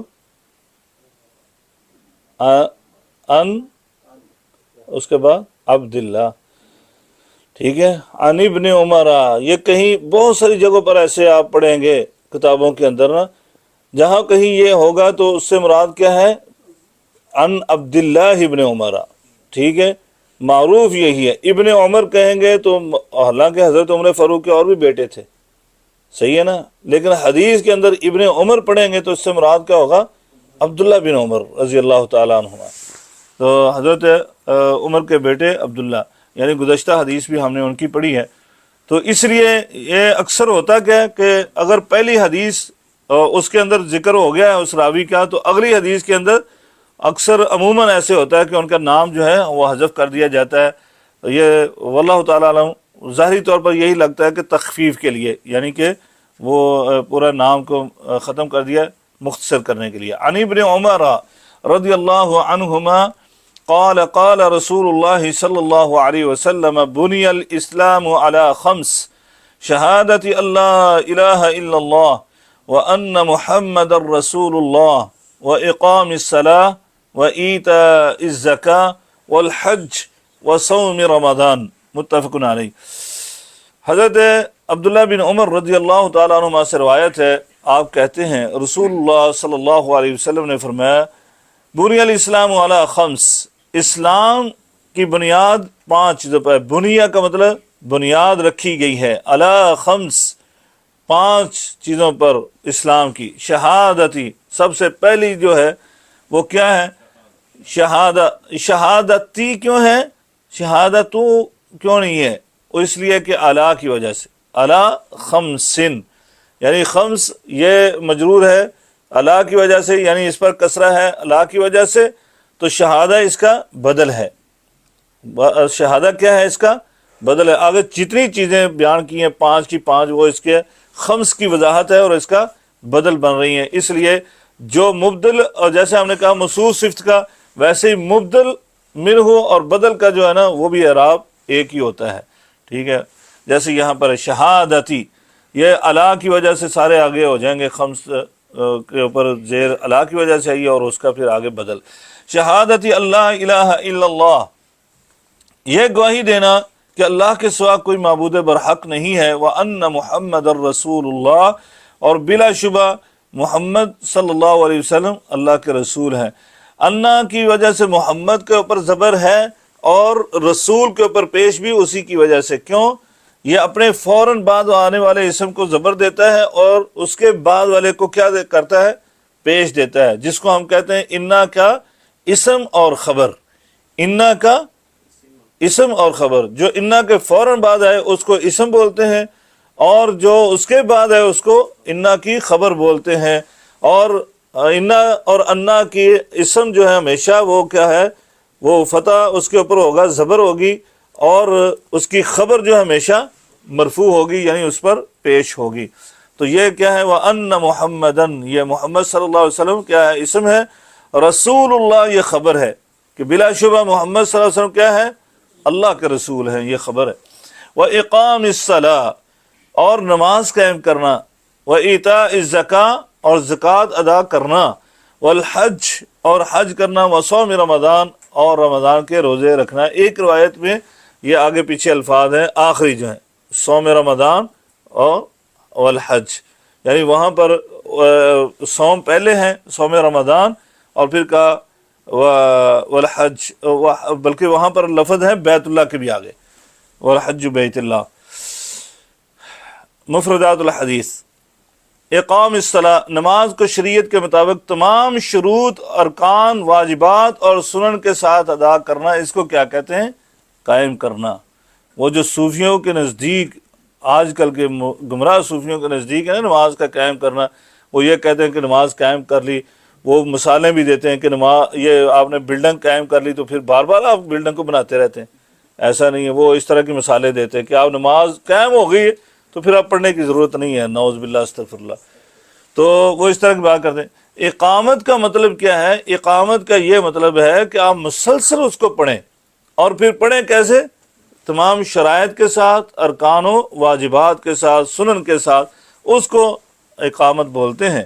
نمبر 2، ایتاء الزکاۃ، جن اموال پر زکوٰۃ واجب ہے ان کی زکوٰۃ دینا۔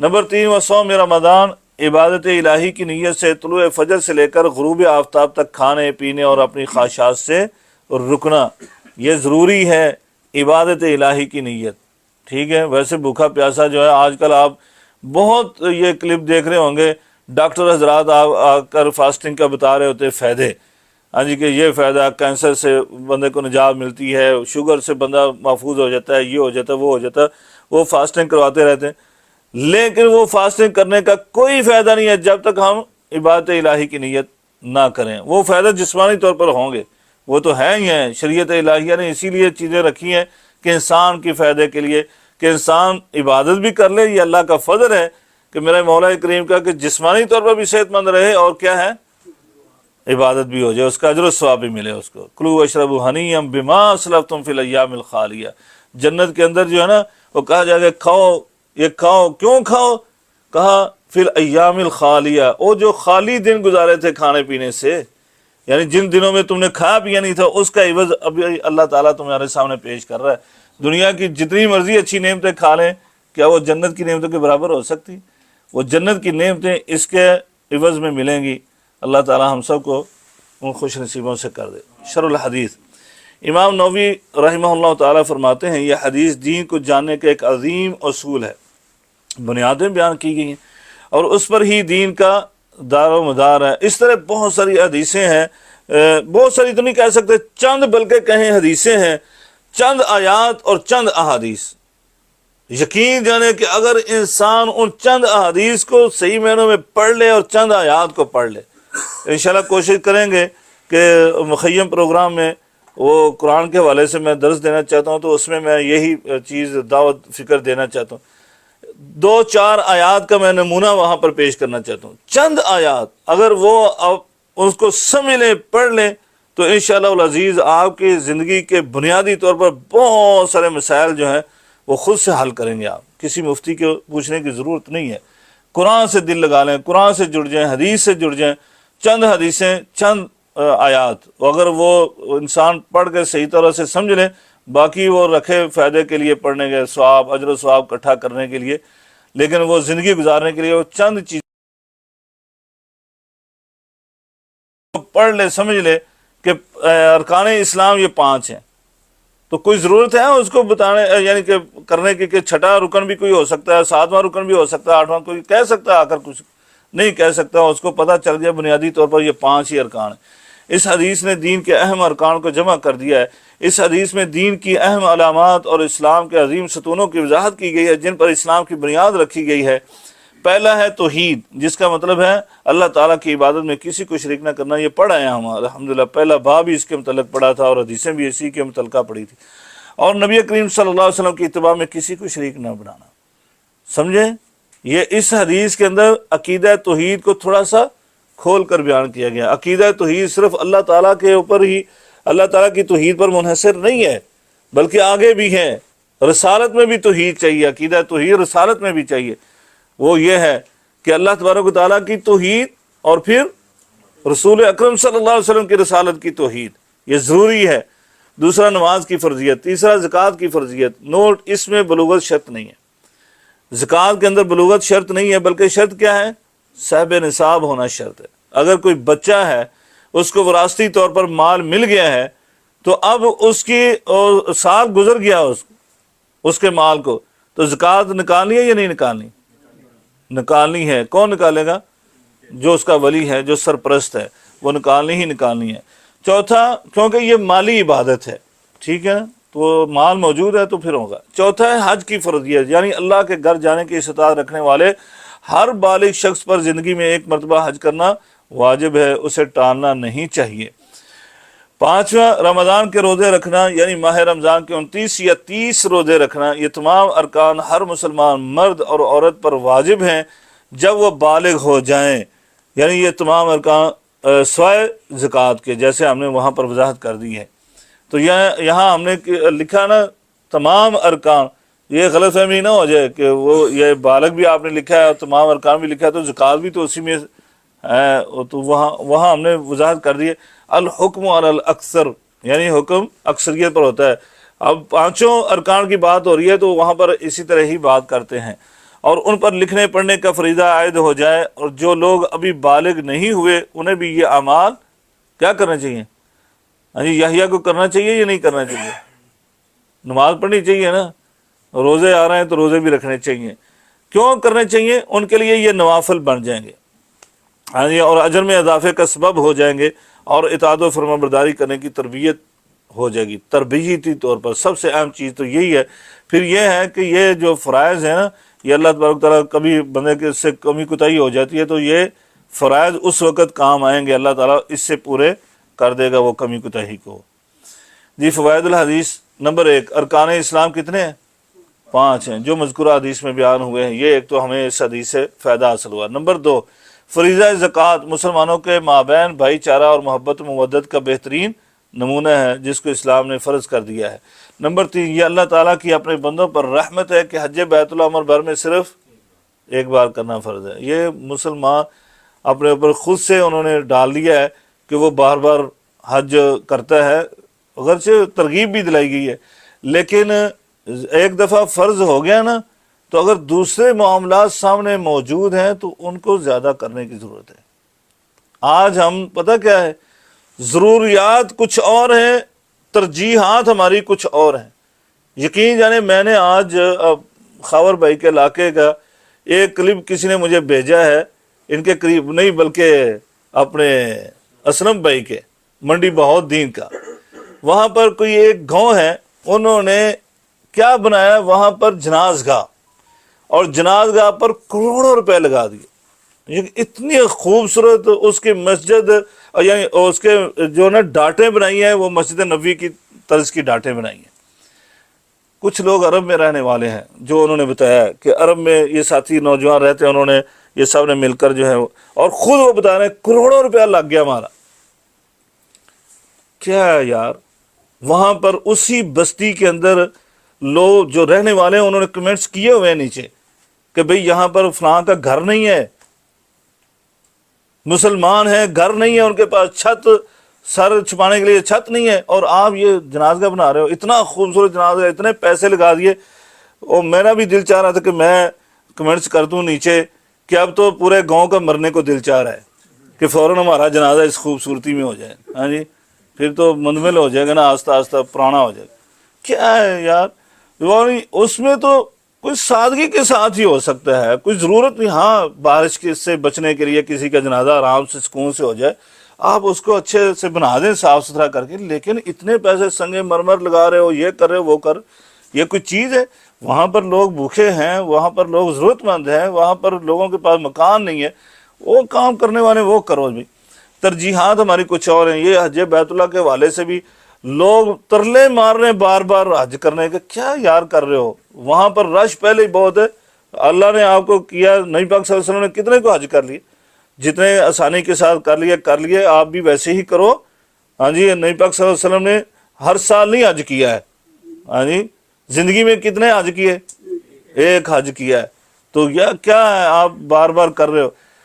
تو بہرحال ایسا کام نہیں کرنا چاہیے، عمرے کر لے، فریضہ پورا کروا دو اگر اتنا ہی شوق ہے تو۔ بہرحال اور بہت سارے کام کرنے والے ہیں جو اس کو کرنا چاہیے۔ نمبر 4، ارکان اسلام کا سب سے بڑا رکن کیا ہے؟ کلمہ شہادت ہے۔ ظاہری بات ہے کلمہ پڑھیں گے تو یہ باقی ارکان پورے قبول ہوں گے، اگر کلمہ نہیں پڑھا ہے باقی ارکان کرتے رہیں گے تو وہ پورے یعنی قبول ہوں گے؟ قبول ہی نہیں ہوں گے۔ اس لیے سب سے بڑا رکن بنیادی طور پر وہ کلمہ ہی ہے۔ نمبر 5، ارکان اسلام میں سے ہر رکن کا خلل یا کمی بیشی نوافل سے پوری ہو جائے گی، لیکن توحید ایسا رکن ہے جیسے ہم نے پہلے بھی بیان کیا تھا، اگر اس میں شرک سے خلل آ گیا تو وہ کسی عمل سے ختم نہ ہوگا، اور شرک کبھی معاف نہ ہوگا، لہذا اس سے اجتناب کرنا انتہائی ضروری ہے۔ یہ بھی ہم نے بتا دیا تھا کہ توبہ کر لیں اسی زندگی میں تو یہ خلل پورا ہو سکتا ہے، لیکن مرنے کے بعد اللہ نماز کی کمی بیشی کو پورا کر دے گا نوافل کے ساتھ، اللہ روزوں کی کمی بیشی کو پورا کر دے گا نفلی روزوں کے ساتھ، پیر جمعرات کے روزے کے ساتھ، یوم بیس کے، اللہ زکوٰۃ کی کمی بیشی کو پورا کر دے گا صدقہ و خیرات کے ساتھ جو آپ نے عام دنوں میں نکالی ہوگی، لیکن یہ خلل پورا نہیں ہوگا جو شرک کے ساتھ ہے کل قیامت کے دن۔ اس لیے زندگی میں ہو سکتا ہے، یہ زندگی میں ہی کر لیں۔ نمبر 6، شہادتان سے مقصود عبادت الہی سے اللہ تعالیٰ کی یکتائی وحدانیت اور اتباع پیروی میں رسول اللہ کی صلی اللہ علیہ وسلم کی یکتائی و وحدانیت، یہ بھی ضروری ہے۔ نبی پاک صلی اللہ علیہ وسلم کی حدیث آ جائے تو کسی کا قول نہیں چلا سکتے، اگر چلاتے ہیں تو یہ نبی پاک صلی اللہ علیہ وسلم کی رسالت میں نبی کے مترادف ہے کہ اس کو نبی کے برابر کھڑا کرنا۔ یہ بہت ساری چیزیں اس طرح کی موجود ہو سکتی ہیں۔ صحابہ کرام تو وعلیکم السلام، صحابہ کرام تو اپنے بیٹوں سے ناراض ہو گئے، ساری زندگی کلام نہیں کیا کہ جب انہوں نے نبی پاک صلی اللہ علیہ وسلم کے فرمان کو سن کر تھوڑی سی آگے سے کوئی اپنی طرف سے رائے اور خواہ کا اظہار کیا۔ تو اللہ تعالیٰ سے دعا کرنی چاہیے کہ اللہ تعالیٰ ہم سب کو ان دونوں توحیدوں میں جو ہے وہ جو پورا اترنے کی توفیق عطا فرمائے۔ وآخر دعوانا الحمدللہ رب العالمین۔ کسی ساتھی کا کوئی سوال ہے تو کر سکتا ہے جی؟ ہاں جی، حج بدل جو ہے وہ کیا جا سکتا ہے۔ اس میں بنیادی طور پر شرط صرف یہی ہے کہ بندے نے اپنا فرضی حج پورا کر لیا ہے، ادا کر لیا، تو پھر جو ہے وہ اپنے کسی بھی عزیز کی طرف سے، والد کی طرف سے، والدہ کی طرف سے وہ حج بدل کر سکتا ہے، اللہ وہ جو ہی جیسے آپ نے کہا کہ وہ فوت ہو چکے ہوں۔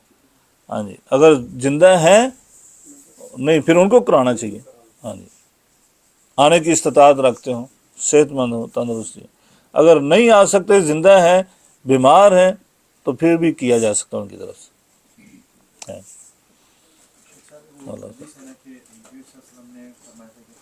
فجر کی نماز کے متعلق کہ بلال رضی اللہ عنہ کو اذان دینے کے لیے کہوں اور گھروں کو جلا دوں جو نہیں مسجد کے لیے نماز پڑھے گا، یہاں پر اس کو عدوان کیسا دیکھنا چاہیے؟ گھر پہ نہیں پانے کیا کہا؟ نماز پڑھنے کے لیے نہیں آئے تو ہو، یعنی کہ وہ نماز نہیں پڑھتے، مطلب یہ کہ وہ نماز نہیں پڑھتے، سوئے ہوئے ہیں، یہ مطلب ہے۔ ایسا نہیں ہے، کیونکہ بہت اسلام جو ہے نا، اس لیے کہا کہ سارے دلائل کو جمع کر کے کسی ایک مسئلے کے اوپر جو ہے نا وہ وضاحت کرنی چاہیے۔ نبی پاک صلی اللہ علیہ وسلم نے نماز پڑھائی، آپ نے نماز پڑھنے کے بعد دیکھا ایک بندہ پیچھے بیٹھا ہوا ہے، آپ نے کہا ما منع کان تصلی معنا، کس نے تجھے روکا کہ تم ہمارے ساتھ نماز پڑھتا ہے؟ جماعت کروا کے آپ نے اسلام پھیر کے دیکھ۔ اس نے کہا اللہ کے رسول میں تو اپنے گھر میں نماز پڑھ آیا ہوں۔ تو نبی پاک صلی اللہ علیہ وسلم نے فرمایا کہ اگر ایسا کر رہا ہو تو تب بھی اگر جماعت ہو رہی ہو تو شریک ہو جایا کرو، تمہاری وہ نماز نفلی ہو جایا کرے گی۔ نہ تو نبی پاک نے اس کو کہا کہ وہ تیری نماز نہیں ہوئی، ہاں جی، نہ آپ نے ڈانٹا کہ تم نے آئندہ بھی نہیں ایسا کرنا، نہیں، بلکہ یہ بتا دیا کہ اگر ایسا ہو جائے تو پھر تم ایسے کر لیا کرو۔ تو مطلب یہ ہے، یہ ہم ایسا نہیں کہہ رہے کہ حوصلہ افزائی ہے، ہم نے پہلے بتا دیا کہ اس میں بہت نقصان ہے۔ ہاں جی، کہ گھر میں ایک بندہ جو ہے وہ تنہا نماز پڑھتا ہے، اگر باجماعت نماز پڑھتا ہے اس کو وہ فضیلت مل گئی جو نبی پاک نے حدیث میں بیان کی ہے، لیکن وہ جو فضائل اور زیادہ ہیں، مثال کے طور پر ایک بندہ مسجد میں نہیں جاتا ہے نماز پڑھنے، ایک بندہ پہلی صف میں ہے، ایک بندہ درمیان والی صف میں، ایک بندہ بالکل آخری صف میں ہے، ایک بندہ نماز اذان ہونے سے پہلے پہنچ گیا ہے، ایک بندہ اذان ہونے کے بعد پہنچا ہے، ایک بندہ اقامت ہونے کے بعد پہنچا ہے، ایک بندہ دوسری رکعت میں پہنچا، تیسری چوتھی، یہ سارے لوگ جو ہیں ان سب کو بنیادی طور پر 27 نمازوں کا ثواب مل گیا۔ لیکن کیا 27 نمازوں کا ثواب ملا؟ ان سب کو برابر ہیں؟ اگر ہم ایسی بات کریں گے کسی غیر مسلم کے سامنے، وہ تو کہے گا کیا تمہارا دین ہے یار، ایک بندہ 15 منٹ سے پہلے بیٹھا ہوا ہے، ایک بندہ آخری سجدے میں آ کر مل رہا ہے تو 27 نمازوں کی ثواب دے رہا۔ نہیں، ایسا نہیں ہے، اس کا جو وہ بندہ پہلے آ کر بیٹھا ہو اس کو اور بہت سارے ثواب ملیں۔ تو یعنی یہ فرق ضرور پڑتا ہے، یہ تو مسجد کی نماز کا فرق ہے، تو چاہے جائے کہ گھر کی نماز، تو یہ فرق ضرور ہوں گے نمازوں کے اندر، لیکن اس کو ہم یہ نہیں کہہ سکتے، مثلا جیسے بعض ساتھیوں کا یا بعض لوگوں کا یہ خیال ہوتا ہے کہ یہ نماز جو انہوں نے پڑھی ہے یہ نماز ہوئی نہیں ہے، ایسا نہیں، بہت سارے دلائل موجود ہے اس کے اوپر۔ وہ جو نبی پاک صلی اللہ علیہ وسلم نے یہ کہا ہے، ایک تو آگ کا، ایک وہ نبین صحابی عبداللہ ابن مکتوم رضی اللہ تعالیٰ عنہ والی حدیث جو ہے اس کا، وہاں پر علماء نے وضاحت کی ہے اس کی کہ وہ تاکید کے لیے ہے، افضلیت کے لیے ہے، نبی پاک صلی اللہ علیہ وسلم نے جو کہا ہے، تو اس لیے، اور وہ نماز با جماعت کے لیے کہا ہے، کیونکہ ایک صحابی نے وہ بھی آتا ہے نا کہ انہوں نے صحابی نے کہا اللہ کے رسول میرے گھر تشریف لائیں اور میرے گھر میں آ کر جو ہے نا وہ مسجد جو ہے مقرر کر دے، تو نبی پاک گئے وہاں پر مقرر کر دی، اب تیرے گھر والے جو ہیں یہاں پر جماعت بنا کر پڑھتے رہیں، تو وہ وہاں پڑھتے تھے لوگ نماز با جماعت گھر والے بنا کر پڑھتے تھے۔ اللہ تعالیٰ دعا کا جو فضیلت آپ نے بیان کی تو وہ عورتوں کے لیے بھی ہے کہ گھر پر وہ بیٹھے؟ بالکل ہے، نہیں وہ بیٹھنا یعنی کوئی بیٹھنے کا الگ سے ہے، وہ کوئی شرط نہیں ہے اس کا، ہاں ثواب آپ بتائیں نا۔ وہ کہہ سکتے ہیں بھی، وہ اپنی نماز والی جگہ پر مصلی والی جگہ پر بیٹھیں اور وہ کر سکتی ہیں، ان کے لیے بھی وہی ہے، بالکل۔ شیخ جتنی بڑی جماعت رہیں گی اتنا زیادہ اجر ہمیں ملے گا، ہاں جی یہ بالکل، لوگ رہیں گے۔ ہاں یہ حدیث ہم نے جمعے میں بیان کی تھی کہ نبی پاک صلی اللہ علیہ وسلم نے فرمایا نا کہ ایک اکیلا بندہ نماز جو پڑھتا ہے اس سے 2 بندوں کی نماز افضل ہے، پھر آپ نے فرمایا 2 بندوں کی نماز سے 3 بندوں کی نماز افضل ہے، اسی طرح اللہ حسب تعداد، تو وہ جتنی بڑی جماعت ہوتی جائے گی اتنا زیادہ ثواب ملتا جائے گا۔ یعنی مثلا ہمارے اس مسجد میں بہت زیادہ نمازی ہوتے ہیں، ٹھیک ہے، ادھر ثواب بہت زیادہ ہے، وہ مسجد میں کم ہوتے ہیں نمازی جو ہے، تو دیکھیں ہر جگہ پر اپنے مسائل اپنے معاملات ہیں، یعنی ادھر یہ ثواب ہے، ادھر اگر ہم چل کے جاتے ہیں تو ادھر قدم زیادہ ہوگا، یعنی اللہ تعالیٰ نے کسی طرف بھی نا اپنے بندوں کو جو ہے نا وہ نہیں چھوڑا، محروم نہیں کیا۔ اصل چیز پتہ میں آپ کو بتاؤں، مثال کے طور پر یہاں پر ثواب کا انما الاعمال بالنیات، یہ حدیث جو نبی پاک نے بیان کر دی نا اتنی اہم ہے، جیسے میں نے ابھی بیان کیا کہ یہ چند احادیث اور چند آیات صحیح معنوں میں بنیاد ہیں، قاعدے ہیں، اصول ہیں، ضابطے ہیں، اس کے اوپر عمل کر۔ اب ایک بندہ جو ہے وہ نماز پڑھتا ہے، مثال کے طور پر ادھر تھوڑے بندے ہیں نماز، لیکن اس میں اس کا خشوع و خضوع، اس کی توجہ، وہ کہتا ہے کہ مجھے ادھر بہت سکون ملتا ہے، میں انتہائی سکون سے نماز پڑھتا ہوں، میری توجہ ادھر ادھر نہیں بڑھتی، اور میں ادھر مسجد میں نماز پڑھتا ہوں تو میری توجہ نہیں رہتی، ہاں جی خیالات بھٹکتے رہتے ہیں، مجھے مزہ نہیں آتا، سکون نہیں آتا، یعنی اس طرح، تو کدھر اس کو نماز پڑھنی چاہیے؟ یعنی اصل چیز یہ دیکھنے والی ہے، اصل یہ ہے کہ بندے کو جہاں پر یہ معاملہ ہو وہاں پر پڑھے، چاہے وہاں پر 5 بندے کیوں نہیں پڑھ رہے نماز، اس کی عبادت کے اندر جو ہے نا وہ خشوع و خضوع ہونا چاہیے، یہ رکن ہے۔ اگر آپ نے ایسی مسجد میں نماز پڑھی ہے، مثال کے طور پر حرم کی نماز لے لیں ہیں، حرم کے اندر پڑھا لیکن خشوع و خضوع نہیں اس کے اندر، تو اس کے نماز کا کیا فائدہ ہے؟ ایک بندہ اپنے محلے کی مسجد میں نماز پڑھ کر خشوع و خضوع حاصل کرتا ہے۔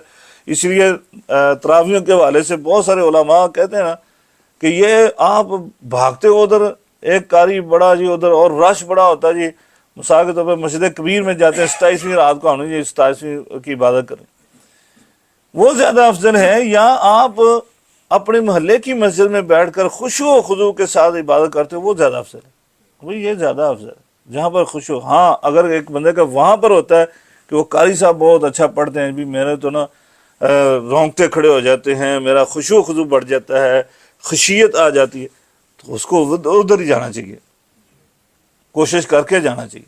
تو یہ ہے سارا چیز اصل میں انسان کے اپنے انفرادی طور پر ہے، اس سے اجتماعی میں بھی، تو اس کو زیادہ پریفر کرنا چاہیے۔ ہاں بارک اللہ فیک۔ جی کیا نماز فرض ہے، مان لیے ارادہ کیا ہم اٹھیں گے اور نہیں اٹھ پایا، اذان بھی ہو گئی، کیا کرے گا بندہ؟ ویسے تو دیکھیں فرض ہم نے ابھی پڑھ لیا کہ 5 نمازیں کیا ہے وہ فرض ہیں، کوئی اس کے علاوہ نماز فرض نہیں ہے۔ وطر کی نماز کی اہمیت بہت زیادہ ہے، جیسے ابھی ہم نے حدیث بھی پڑھی اور پھر نبی پاک صلی اللہ علیہ وسلم نے اس کو سفر حاضر میں کبھی نہیں چھوڑا، کبھی ترک نہیں کیا، اس لیے وطر کو اہم سمجھنا چاہیے۔ اب اگر بندے کی عادت ہے کہ وہ روزانہ صبح اٹھ کر وطر کی نماز پڑھتا تھا اور ایک دن ایسے ہوا تو اس کو نماز پڑھنی ہی ہے، وہ نماز پڑھنی ہی ہے، اگر اس کے پاس ٹائم ہے نماز جماعت سے پہلے پہلے وہ ادھر پڑھ لے، نہیں ہے تو وہ اشراق کے بعد پڑھے، پڑھنا ضرور ہے۔ نبی پاک صلی اللہ علیہ وسلم کی تہجد کی نماز رہ گئی، آپ نے پڑھی ہے، سورج طلوع ہونے کے بعد پڑھی ہے، تو اس لیے پڑھنی ضروری ہے اس کو۔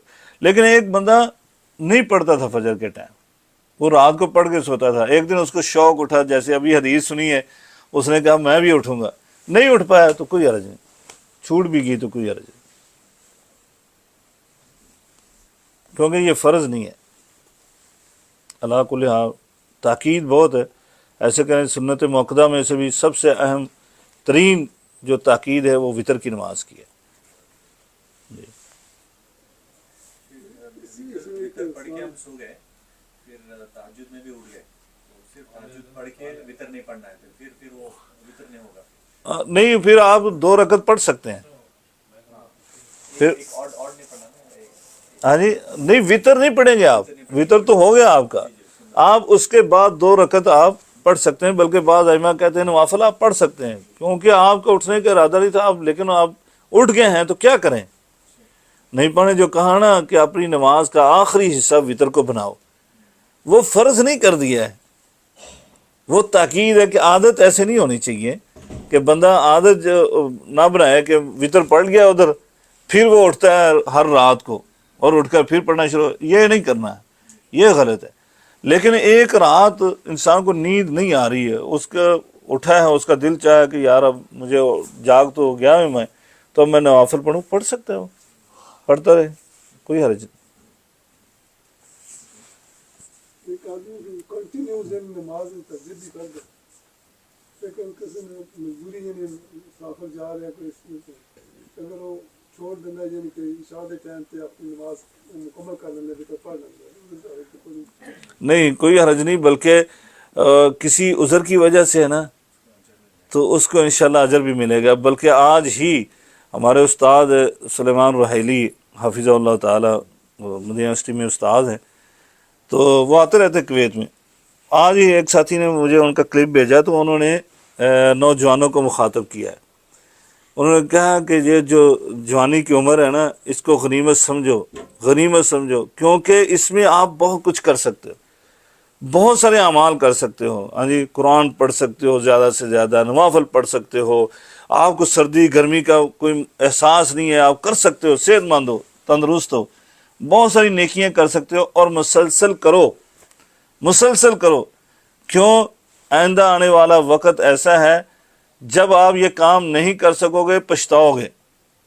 اور وہ کہتے ہیں کہ میں اپنا تجربہ شیئر کر رہا ہوں کہ میں ہر دن اگلا دن جب آتا ہے میں پچھتاتا ہوں کہ میں نے ماضی میں یہ کیوں نہیں کیا، میں نے فلاں کام نہیں کیا، میں نے فلاں بھی کر سکتا تھا، فلاں، یعنی ہر دن ایسا گزرتا ہے، اور ایک وقت آئے گا کہ آپ پچھتاؤ گے کہ یہ میں کر سکتا تھا، میں یہ کر سکتا۔ اب اگر آپ نے جوانی میں یہ کام کیے، اب بڑھاپے میں پہنچ گئے، اب وہ کام نہیں ہو رہے، تو انہوں نے کہا کہ اللہ رحم الراحمین ایسا ہے، دین اسلام ایسا دین ہمیں عطا کیا گیا ہے کہ اللہ اس عادت کے اوپر جو ہے نا ہمیں اجر و ثواب دے گا، اور وہ جاری ساری رہے گا، اگرچہ وہ کام نہیں آپ کر رہے، کیونکہ آپ بڑھاپے کی وجہ سے، بیماری کی وجہ سے نہیں کر رہے، عذر کی وجہ سے نہیں کر رہے۔ تو اس لحاظ سے جو ہے نا وہ جو کام انسان کر سکتا ہے اس کو کرنا چاہیے، اور انشاءاللہ العزیز اس کا اجر جو ہے وہ اللہ تعالیٰ جاری و ساری کر دیتا ہے۔ یہی تو ہمارے دین کی ایک خوبی ہے انشاءاللہ اللہ تعالیٰ۔ جی آپ پوچھے آن لائن کوئی ساتھ؟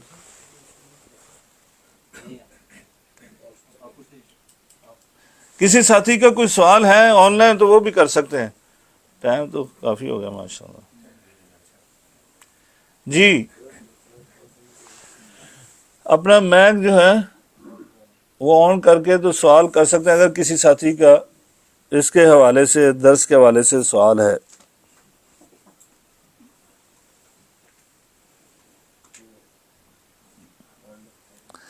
نہیں ہے تو ساتھیوں نے اسی لیے آن لائن کی آپشن دی تھی کہ ختم ہو جائے گا۔ ٹھیک ہے جی، اللہ تعالیٰ سے دعا کرتے ہیں اللہ تعالیٰ ہم سب کو قرآن و حدیث کا علم عطا فرمائے اور سمجھ بوجھ عطا فرمائے، پھر اس پر عمل پیرا ہونے کی توفیق عطا فرمائے۔ السلام علیکم ورحمۃ اللہ وبرکاتہ۔